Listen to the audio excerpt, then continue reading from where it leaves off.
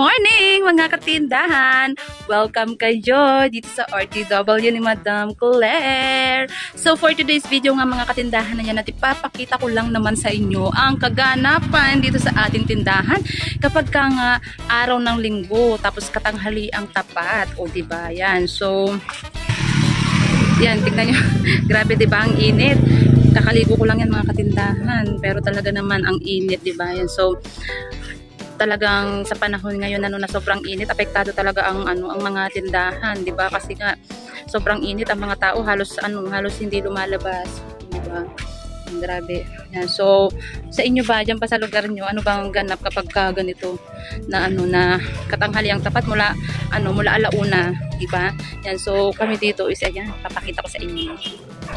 So ngayon ay linggo, May 5 2024. Yan. So, ito ang lagay dito sa ating tindahan. Yan. So, tanghaling tapat. Ang oras natin ay time check 12:42 PM mga katindahan na yan. So, wala pang katao-tao mga katindahan. Pero, ang maganda naman mga katindahan, kahit ganito na parang walang tao, may pa isa-isa naman na pumapasok para bumili, ganyan. Meron talagang bumibili naman kahit paano. Kaya, mahirap din talaga na kapag katanghali ay sarado. Yan, diba? Yan, nakabenta na tayo ng dragon, tsinelas. Kanina may mga nagbili ng tsinelas na tig 150, 180, ganyan. Yan, so, maalikabok na naman ang ating mga tsinelas. Open na open kasi mga katindahan yan. Wala kami nakalagay na plastic covers sa ngayon. Pero, lalagyan natin din yan mga katindahan. Pinapakita ko lang sa inyo ngayon mga katindahan yung kaganapan dito kapag katanghali. Yan. So, ito yung ating front. Etong mga to mga katindahan is nilalabas namin yan. Pero since nga linggo ngayon, so hindi muna kami naglabas. Yan, kasi wala rin ang aming kasama dito si Paula. Yan. So, yan yung labas natin. Meron tayong tarpaulin. Salamat sa sponsor. Yan. May pa-tarpaulin ang dito sim na load.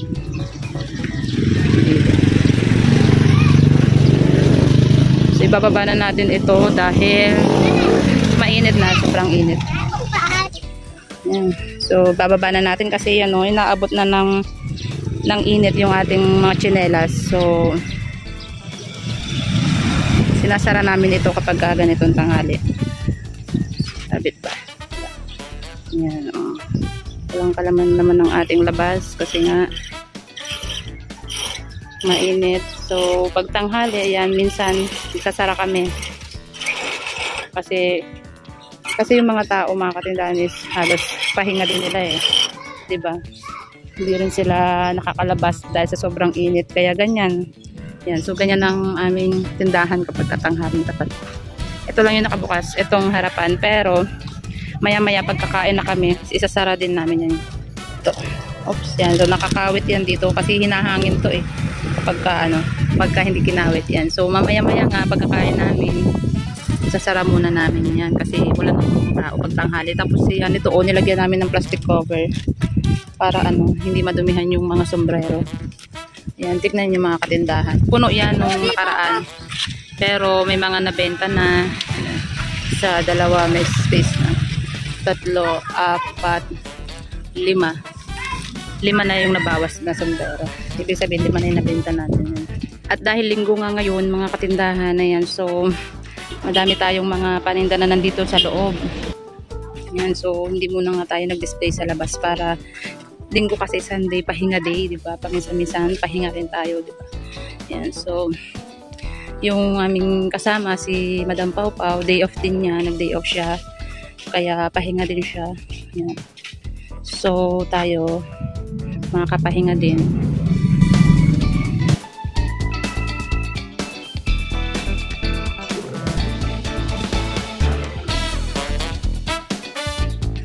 Yan, so yung mga kasama ko ito, ang natin anong kanilang ginagawa. Papakain. Bossing. Ano ulam? High protein munggo. High protein munggo. Wow, high protein. Wow. Sa sobrang init, nagbababad sila sa tubig. Para silang ano bang tawag dun? Hot bath. Hindi, half bath pala yun. Yung sa mainit sila naliligo. Nakakaba. Ayan, no, kita nyo yan, mga katindahan, di ba? Napakasimple ng buhay sa probinsya. Di ba? Tanaw-tanaw lang tayo sa labas. Kung may papasok pa, hanggang to sobrang init. At bigla nga mga katindahan na merong dumating tayo na 2 customer mga katindahan at sila ay bibili ng yelo. So kukuha ako ng 4 na yelo mga katindahan kasi yung isa is 3 binili tapos yung isa naman is 1 peraso ang binili. Yan. So kukuha tayo dito sa freezer. Yan yung freezer natin mga katindahan kahit paano tignan nyo naman. Ang daming yelo, diba? O, papatigasin pa natin yan. So, kukuha lang ako dun, banda roon mga katindahan sa dulo ng buong yelo para maibigay natin kay customer. Can you just imagine mga katindahan kung gaano kasiksig, kaliglig at umaapaw yung ating mga yelo, diba? Kung noon na wala pa kaming freezer, ref lang yung meron, konti lang yung napoproduce namin na yelo, pero tignan nyo naman ngayon, hindi na magkasya, diba?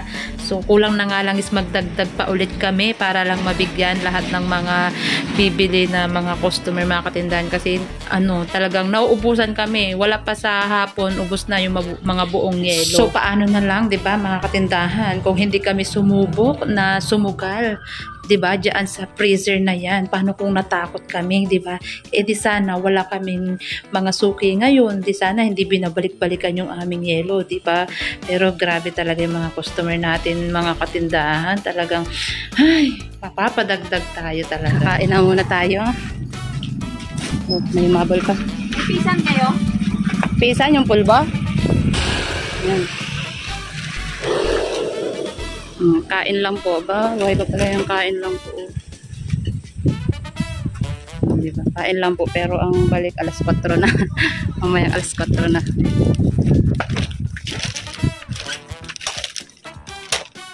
Yung mga katindahan, kakasara ko nga lang tapos may humabol bibili ng charger, so sayang naman pagbentahan natin na. Wala na kasi.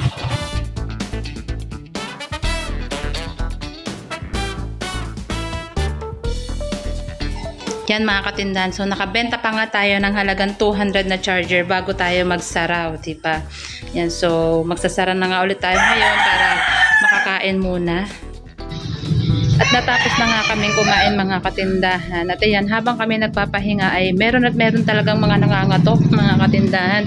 Yan, so makikita ninyo diyan mga katindahan na meron nagka-cash out ng GCash. Yan, so syempre kailangan natin silang i-accommodate kasi baka yun lang yung pera nila, diba? Yan, and then makikita ninyo nga dyan, yan namang mga girlash na yan, na mga nagsilabasan mga katindahan ay yung mga nagpa-print mga katindahan. So nakakatuwa rin naman dahil inabot din naman ng 300 mga katindahan ng kanilang mga pinaprint, mga estudyante. Yan. And then yan naman mga katindahan, meron na naman nagpa-GCash si Kuya. Yan, so lumabas na naman tayo para i-accommodate sila. Yan, di ba? After nyan mga katindahan, meron na naman isa na nagpa-GCash at sumabay pa nga yung ating Shopee delivery. Yan. So talaga mga katindahan dito sa atin dito sa amin is kahit sarado mga katindahan, talaga may nangangatok at may nangangatok talaga, pero okay lang naman, at least 'di ba, nakapahinga tayo, and at the same time kung magpa-transact man sila is okay, 'di ba, at least nakapahinga tayo.